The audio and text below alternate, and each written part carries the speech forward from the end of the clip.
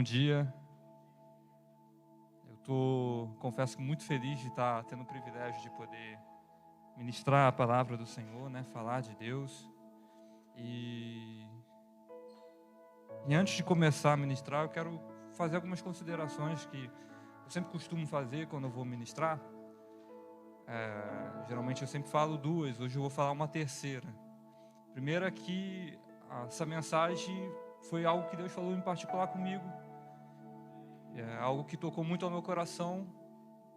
Então, assim como foi bênção na minha vida, eu creio que vai ser bênção na sua vida também. Segunda consideração, que se essa mensagem é de Deus, então eu sou apenas o carteiro que está entregando a carta, a mensagem de Deus. Que tive o privilégio de dar uma bisoiadinha um pouquinho antes, Carteiro curioso. E a terceira é que eu venho de uma outra denominação que tem alguns usos e costumes diferentes. Então, por acaso, se o irmão vê alguma coisa diferente, não, calma, é só uma questão de costume. Então, é só uma questão de costume e uso diferente. Mas a nossa fé é a mesma. E qual é a nossa fé? Que Jesus Cristo morreu na cruz para que nós pudéssemos ter vida e vida em abundância. E ao terceiro dia Ele ressuscitou. Essa é a base da nossa fé. E diante disso, eu quero convidar você a abrir a sua Bíblia no livro de 1 Samuel. Deixa eu pegar aqui a minha cola. Está aqui do lado. Capítulo de número 15, versículo de número 13. 1 Samuel, capítulo de número 15, versículo de número 13. Quem achou, diga amém. Quem não achou, diga, ainda estou procurando, calma aí. Amém? Diz assim a palavra do Senhor. Veio, pois, Samuel a Saul, e Saul lhe disse: Bendito seja tu do Senhor, executei a palavra do Senhor. Então disse Samuel: Que balido, pois, de ovelha é este nos meus ouvidos, e mugido de vaca que ouço? E disse Saul: De Amaleque as trouxeram, porque o povo perdoou ao melhor das ovelhas e das vacas para oferecer ao Senhor teu Deus. O resto, porém, temos destruído totalmente. Então disse Samuel a Saul: Espera, te declarei o que o Senhor me disse esta noite. Ele disse-lhe: Fala. Disse Samuel: Porventura, sendo tu pequeno aos teus olhos, não foste por cabeça das tribos de Israel, e o Senhor te ungiu rei sobre Israel? Enviou-te o Senhor a este caminho e disse-lhe: Vai e destrói totalmente a estes pecadores, os amalequitas, e peleja contra eles até que aniquiles? Por que, pois, não destes ouvido à voz do Senhor?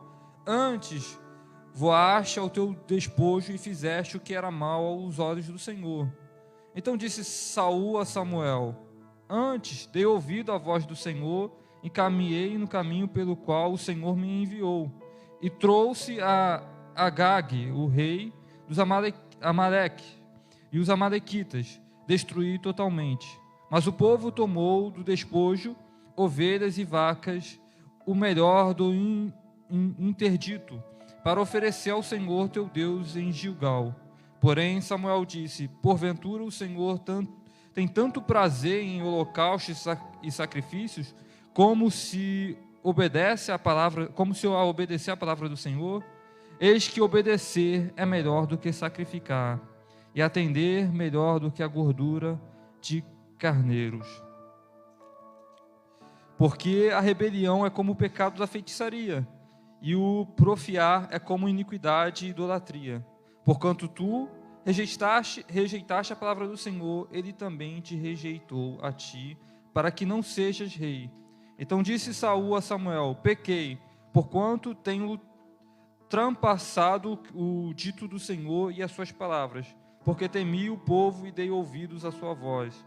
Agora, pois, te rogo, perdoa-me o meu pecado e volta comigo para adorar ao Senhor. Porém Samuel disse a Saul: Não tornarei contigo, porque rejeitaste a palavra do Senhor. já te rejeitei, o Senhor, para que não sejas rei sobre Israel. E virando-se Samuel para ir, ele pegou pela borda da capa e a rasgou. Então Samuel disse: o Senhor tem te rasgado de ti hoje o teu reino de Israel, e tem te dado ao teu próximo, que é melhor do que tu. E também aquele que é a força de Israel não mente, nem se arrepende, porquanto não é homem para que se arrependa. Somente até aqui. Confesso que eu estou um pouquinho nervoso, mas faz parte, né?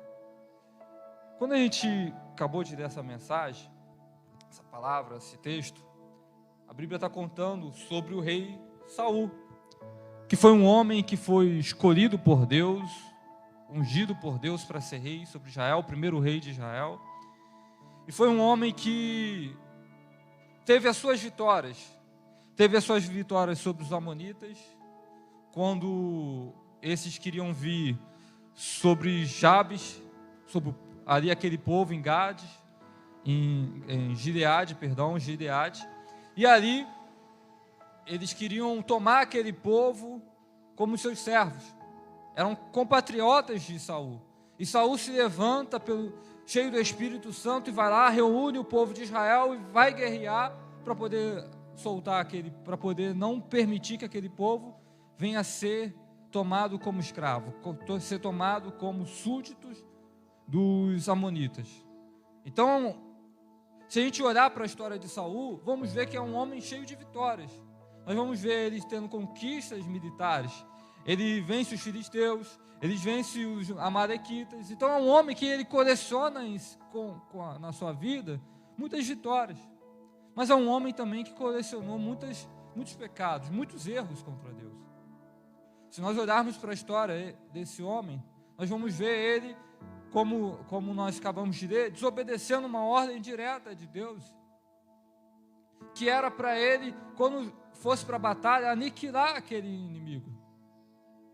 E ali ele poupa o gado, e aí quando Samuel, o profeta, vai chegar diante dele, ele fala: não, eu te obedeci, eu obedeci a voz de Deus, fui lá, exterminei. Aí Samuel, o profeta, vira: mas vem cá aí, que eu ouvi esse barulho de gado aí, não era para exterminar tudo? Não era para fazer tudo que o Senhor mandou? Ele fala: não, mas o povo pediu e tal. Eu falei: não, vamos separar para poder dar de sacrifício para Deus. E aí a história começa a mudar. Quando a gente começa a olhar para a vida de Saul, o rei, ele começa a cometer alguns erros durante a sua jornada. Como uma outra vez, ele vai combater os filisteus, e aí ele começa a se deparar com Samuel, vira para ele e fala assim: você vai combater os filisteus, mas primeiro a gente vai sacrificar o Senhor. Espera aí 7 dias que eu vou ali e já volto. Aí parou 7 dias, juntou o povo para a batalha, está esperando. Deu o primeiro dia, deu o segundo dia, o quinto dia, o sexto dia, o sétimo dia, e aí o povo começou a se dispersar. Ele, com medo do povo se dispersar, o inimigo estava se preparando, ele falou: quer saber? Eu vou sacrificar, eu vou fazer esse negócio. E aí faz o sacrifício. Quando ele termina o sacrifício, Samuel chega e fala: mas não era para esperar? Eu não falei para você esperar? O que você está fazendo? Não, você demorou, o inimigo estava fazendo, então eu dei meu jeito. Um homem ungido por Deus, cheio de Deus, mas que estava começando a trilhar um caminho que era mal diante ao Senhor. Um caminho de desobediência, um caminho de altivez, de olhar para si, quando era questionado: não, é por causa disso, não, porque eu tive medo, não, porque o inimigo está se levantando. Um homem que começou a dar muitas desculpas. Por outro lado, chega uma hora que Deus fala: não, chega disso, Israel precisa de um rei, de alguém segundo o meu coração. E aí acontece o episódio que nós lemos. Samuel começa a confrontar Saul, E Saul agarra as vestes dele, não deixando ele ir embora, puxa as vestes dele e rasga. E aí, quando essas vestes é rasgada, Samuel, em um ato profético, vira: olha, assim como você me arrancou esse pedaço de veste, assim o reino vai ser tirado de ti. Sabe qual é a resposta dele? Não, eu pequei, mas vamos lá comigo sacrificar com o povo? Meu Deus, Deus estava falando: olha, eu vou te abandonar. E ele estava preocupado em fazer aparência para o povo. Ele estava preocupado em fazer teatro para o povo, se aparecer para o povo. E aí a gente começa a ver um homem cheio de vitórias, cheio de compromissos com Deus, com patentes, com medalhas, se a gente fosse trazer para o jargão militar, com Deus, começando a ter um caminho voltado para si. Só que aí Deus começa a levantar um homem chamado Davi. E Davi, por sua vez, começa também a colecionar vitórias, porque Deus era com Davi. E até que Saul morre, Davi entra como rei, assume como rei. Nós vamos ver Davi tendo vitórias, como construindo a cidade de Davi, expulsando o povo jebuseu de Jerusalém. Nós vamos ver Davi vencendo o gigante. Nós vamos ver Davi crescendo o território de Israel. Então, um homem que colecionou muitas vitórias. Mas nós também vemos Davi pecando com Betseba, adulterando com ela. Se nós olharmos a história, nós vamos ver Davi mandando o esposo de Betseba para a linha de frente para morrer, assassinando aquele homem, para poder encobrir o seu pecado. Nós vamos ver outros erros de Davi, como Davi fazendo um censo, ou seja, tentando mostrar e quantificar, ver numericamente como ele tinha crescido, como ele era bom. Também foi um homem que se tornou altivo aos seus próprios olhos. Mas quando Davi foi confrontado, quando o profeta Natan falou: Davi, você está errado, você está pecando, nós vamos ver Davi escrevendo no Salmo 51, dizendo: Senhor, tenha misericórdia de mim. Nós vamos ver Davi virando para Deus, falando: Senhor, tenha misericórdia de mim. Enquanto um estava preocupado: olha, o que o povo vai pensar? O outro estava falando: não, o que Deus vai pensar de mim? O que Deus vai pensar? Eu pequei contra ele, eu errei. Mas o que o Senhor vai pensar de mim? Não retires de mim o teu espírito, Davi vai dizer. E aí a gente começa a ver como um responde à correção de Deus e como o outro responde. Um começa a dizer: olha, eu tive medo. Não, o povo estava indo embora, não era isso. Davi fala: não, tenha misericórdia de mim, tenha misericórdia. Aqui Deus está falando: ó, eu vou deixar você. Saul, ele: não, tudo bem, tá, mas vamos sacrificar aqui, tá, para o povo ver. E o outro, Davi, Deus nem falou nada de retirar sobre ele o espírito, de tirar a descendência dele, já estava falando: Senhor, não tire de mim o teu espírito. E aí, quando a gente começa a ver a jornada, nós vamos ver dois homens tendo caminhos totalmente diferentes. Nós vamos ver dois homens tendo resultados na história totalmente diferentes e entrando para a Bíblia com perspectivas totalmente diferentes, sendo que ambos tiveram suas vitórias. Ambos pecaram. E se eu, Eric, na minha humanidade, fosse olhar os pecados de Davi, eu ia julgar muito mais Davi do que Saul. Eu, Eric, pastor, falando. Por quê? Não, Davi adulterou, pô. O outro só sacrificou fora da hora. Não, Saul só desobedeceu ali, mas ele estava com medo. Não, Davi mandou que Uzias fosse para a frente da batalha ali, para ele morrer, para poder encobrir o pecado. Não, Davi nunca vai ser chamado homem segundo o coração de Deus. E a gente começa a olhar com nossos olhos, a gente começa a ver que a gente começa a fazer julgamentos, né? Muitas vezes querendo falar: não, esse pecado aqui é superior, esse aqui é pecado é inferior. Mas quando o segredo não está nas nossas vitórias, o segredo não está no quanto a gente peca, o quanto a gente deixa de pecar, mas o segredo está na nossa reação, quando a gente é confrontado pelo Espírito Santo, se nós nos arrependemos ou não, se nós viramos a Deus e falamos: Senhor, nos perdoa, se nós temos medo de perder essa presença maravilhosa que é o Espírito Santo.